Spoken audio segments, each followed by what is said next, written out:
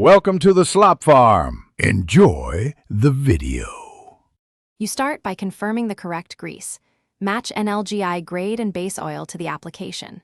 Next, load the cartridge or fill from a bulk can. Make sure the plunger is aligned and the cartridge cap removed so grease can move. Once the gun is loaded, attach the hose and engage the coupler to a clean fitting, then pump slowly to purge air until grease flows steadily. This prevents skips and ensures consistent pressure when you begin servicing parts. Now you focus on delivery. First, clean each fitting so contaminants don't enter bearings.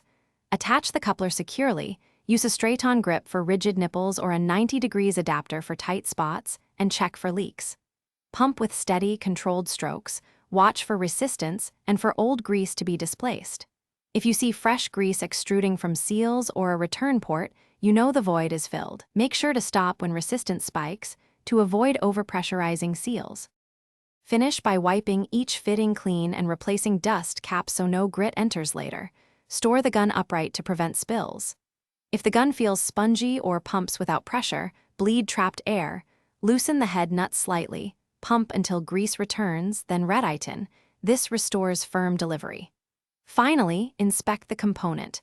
If you hear grinding or see little grease movement, stop and check seals or hardened passages. Those indicate a blockage or bearing. Thanks for watching. Consider subscribing if we helped you today.